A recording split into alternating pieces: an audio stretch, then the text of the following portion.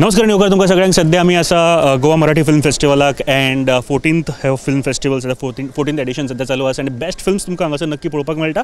But yes with us we have आमी traditionally तांची वळख करून दिवया. कल्याणची चिलबुली शिवाली परब आमच्या बरोबर आहे. ओके मॅडम, मला काय तुम्ही हल्लीच गोव्यात पण शोज केले आहे वास्कोला. गोवा कसा वाटला? गोवा म्हणजे ऑलमोस्ट अर्ध्या प्रेक्षकांना माहिती आहे मी कोकणातलीच आहे, सावंतवाडी वेंगुर्ल्याची आहे. सो माझ्यासाठी गोवा हे काही फार वेगळं नाही आहे. लहानपणापासून मी इथेच ये जा सो माझी फॅमिलीच आहे गोव्यामध्ये आणि सो त्याच्यामुळे मी इकडचीच असल्यामुळे खूप भारी वाटतं आहे मला.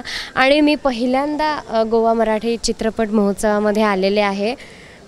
लहानपणापासून आजोळे म्हणून यायचे पण कामासाठी पहिल्यांदा आले, त्याच्यामुळे खूप भारी वाटतंय. तुम्ही आजोळे म्हटल्यावर गोवामध्ये कुठे राहायचे, म्हणजे कुठे नातेवाईक वगैरे सगळे गोव्यातच? गोवा म्हणजे आपले वेंगुर्ला जे आहे ना, अगदीच वेंगुर्ला जी बाजारपेठ आहे ना तिथून अगदी 5 मिनिटावर माझं घर आहे स्वतः. 1.5 तासात वेंगुर्ल्याला पोहोचता आरामात? हो, तर तिथे आहे माझं. गोव्यामध्ये सुट्टीसाठी येणं पसंत करतात की कामासाठी? नाही, सुट्टीसाठी. कामासाठी येतो शोज वगैरे असले की, पण मग ते राहायला नाही मिळत. पण सुट्टीसाठी असलं तर गोवा इतकं सुंदर आहे आपलं, तर मग असं 4-5 दिवस काढूनच मग सुट्टीसाठीच येणं होतं. असं आता मी खूप आमच्या मित्रांचे बी बोलतो पण मुंबईला आहे, त्यांना गोवामध्ये येऊन रिज्युव्हनेट किंवा काहीतरी विचार मंथन करायला आवडतं. तुम्हाला तसं काही आवडतं की हां गोव्यात येऊन जस्ट इथे फिरायचं, मस्ती करायची फक्त एवढं?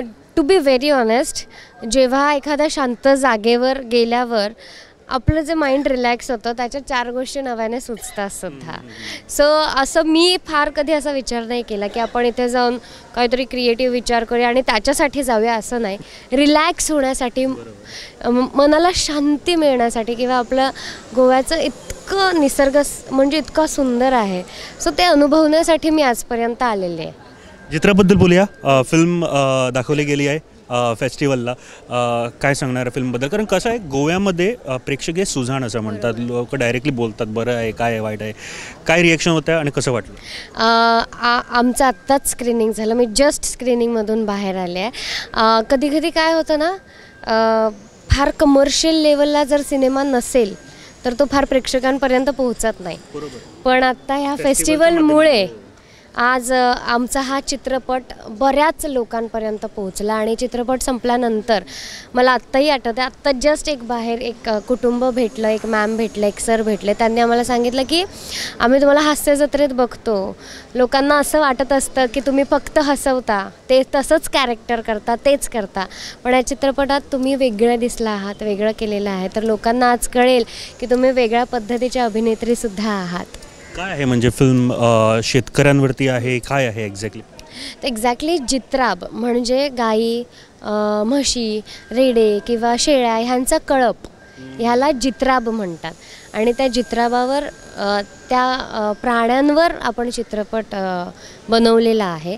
म्हणजे जसं की गाय आता वांज झाली, जेव्हा तिला दूध येत नाही तर त्याच्यानंतर तिचं काय केलं जातं आणि मग आपण त्याच्यातून कसं मार्ग काढू शकतो, किंवा आपला बेसिक गोष्ट आहे की हा दृष्टिकोन कसा बदलला पाहिजे प्राण्यांकडे बघण्याचा, ह्या माध्यमातून आम्ही दाखवण्याचा प्रयत्न केला. परब म्हटल्यावर गोव्यात पण खूपशे परब आहेत आमचे. आम्ही गोवेकर असं मानू शकतो का? आम्ही खरं तर इन्सुलीचे. हां. सो आम्ही मग आजोबा आमचे शिफ्ट झाले इथे वेंगुर्ल्यामध्ये, म्हणून मी लहानपणापासून तिकडे राहते. माका थोडी येता पण अशी फारशी नाही येत, पण माका हां समजता, माका बोलूक येता, थोडी टोन येता माका, मग फार असे पटापट बोलूक नाही जमना माका. थोडी येता ती सुद्धा बरी उलयतात. हां थोडी. गोव्यान आयले का फक्त कोंकणीन उलय? कोकणीच येते फक्त मला, गोवन नाही येते अशी, अजून तसा संबंध नाही आला ना माझा. Sweet, nice and thank you. पण तुमची आम्ही हास्य जत्रा जेव्हा बघतो तेव्हा सुद्धा तुम्ही नेहमी स्कूलमध्ये पुढे बसायचे का बॅक बेंचर आहे? खरं सांग. नाही, मी खूप हुशार होते, मी पुढे बसायचे, मी अभ्यासात, आणि मग मी इथे आले आणि मग मी ढ झाले. मी शिक्षण नाही, खरंच मी फार मोजकं शिकले आहे, कारण माझा ह्या गोष्टींमध्ये जास्त रस होता म्हणून. Thank you ma'am, thank you and best of luck for your movie. Thank you very much.